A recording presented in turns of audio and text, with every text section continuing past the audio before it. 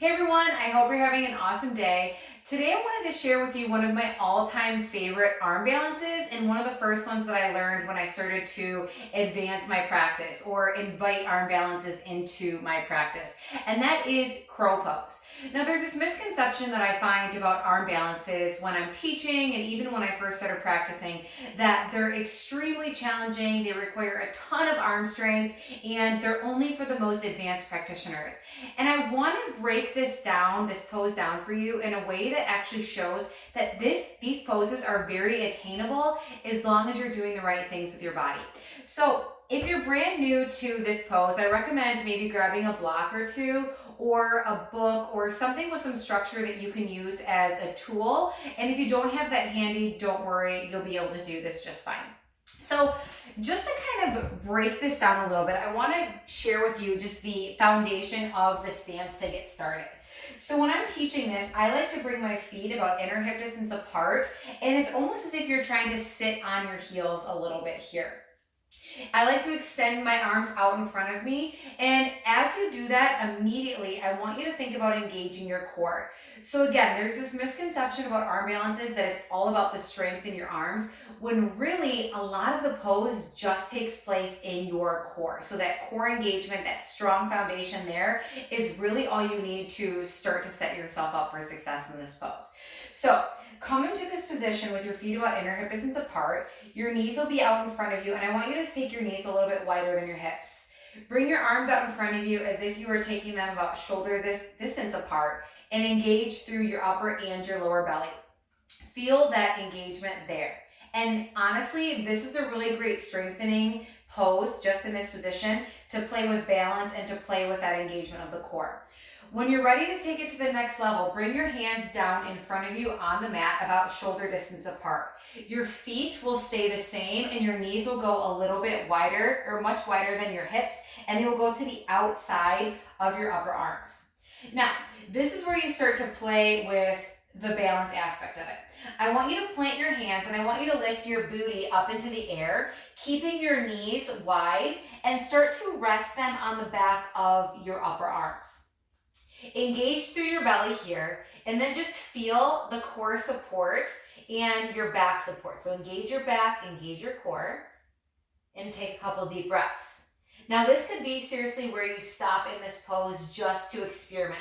If you want to play with the balance, you can simply start by taking one foot off of the ground, taking a couple deep breaths there, lowering the toe back down, take the other foot off the ground, and you can just play with alternating your feet one at a time, keeping that core engaged and your breath working the entire time, because that's another thing. People tend to hold their breath when things get hard, not just in yoga, but in life.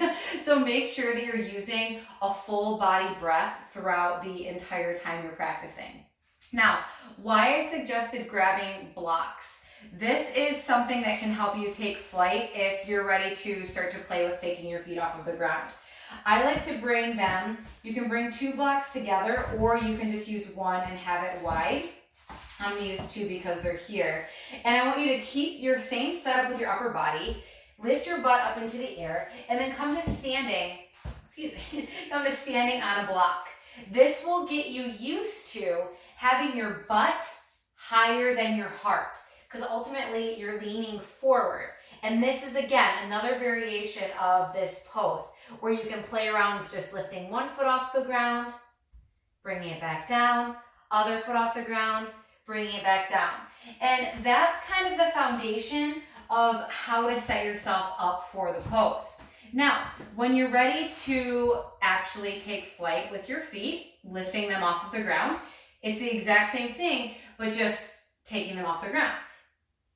So you can set yourself up, hands shoulder distance apart, start to lift your heels off of the ground, making sure you're engaging the core the entire time, and just play with rocking forward into your hands. A couple different times, just experimenting with that. Your weight is forward, your belly is engaged, and when you're ready, you can slowly, either one foot at a time, lift yourself up, playing with straightening the arms as much as you can. And then once you get more advanced, you'll just be able to come right into the pose. Taking both feet off of the ground, Taking some deep breaths, straightening the arms. So those are just a few different ways to practice getting in and out of crow pose. Again, the key here is always in yoga, breathe. Don't hold your breath because that will not do you any favors. The other thing, feet are in or hip distance apart, knees are wide, arms are in front of you, shoulder distance. And again, just playing with shifting your weight forward into your hands with or without lifting your feet off of the ground. And eventually you'll just be able to come right up into the pose. You can draw the heels towards your butt, straighten your arms. And there's a whole bunch of different things you can do once you master that, but this is just a good foundation to get you started. So I hope you enjoyed this tutorial. If you did, make sure to let me know, like and subscribe to my channel. I sincerely appreciate your support, and be on the lookout for more tutorials coming your way. Take care.